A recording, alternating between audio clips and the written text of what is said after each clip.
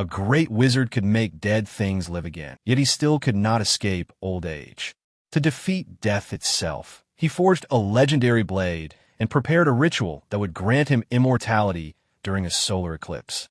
But the man he trusted most, his apprentice Kos, betrayed him at the final moment and crushed him beneath a massive stone. The wizard's body was buried underground, but his rage survived, waiting through centuries for a way back into the world. That chance appears when a starving little girl reaches for a glowing flower and a cursed thorn pierces her finger. Her sister is marked the same way, and black veins race across both of their bodies like a death sentence.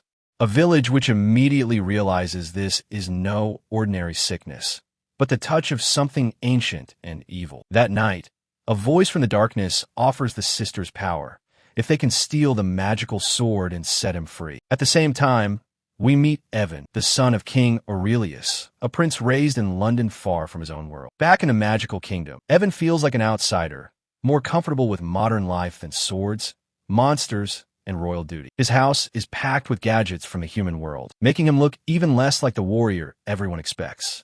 He loves Alicia and dreams of a peaceful future with her, but the kingdom is already pulling him toward a different fate. King Aurelius wants his son to prove himself in the royal tournament, yet Evan keeps shrinking away from every test. When the warriors gather, louder and braver men steal the spotlight, and Evan looks even smaller beside. Then the cursed sisters return as Galena and Ververa, descending from the sky and turning the celebration into a night. Galena corrupts the king's soldiers, Ververa storms the palace, and the hunt for the sword explodes into chaos. Evan actually saves the weapon by knocking it loose with his phone, but the kingdom's real problem is only getting started. The sword has been weakened by Evan's constant trips between worlds. Evan flees with Alicia, Cyrus, Finist, an old witch, and even a strange creature that had been captured earlier. As enemy soldiers chase them through the forest, the old witch hides the group with illusions clever enough to fool an army. Only then does Evan hear the full truth, that the buried wizard wants his sword back so he can rise again. Long ago, that same wizard tried to conquer death, and Kos turned the ritual into a betrayal that poisoned both their fates. Their only hope now lies in the deadly land of the dead, the one place that might reveal how to destroy him for good. To reach it, the group awakens a gigantic flying whale, turning an impossible mission into something even stranger and more dangerous. Along the way, Evan secretly steals the witch's magical berries, using borrowed strength to fake the courage he wishes he had.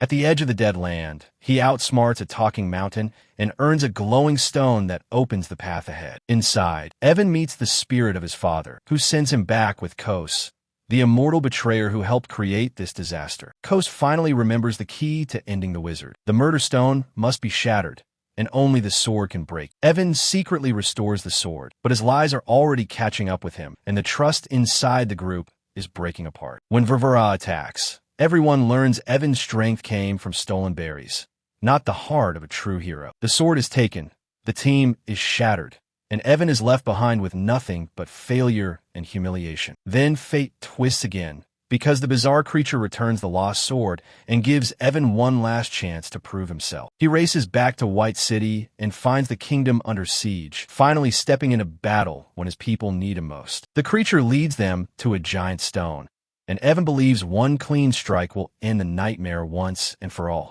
Instead, that single blow unleashes the buried wizard himself, and the real horror begins the moment the stone breaks open. Now reborn, the wizard crushes everyone, burying the heroes alive, while Kos begs forgiveness for the betrayal that doomed them all.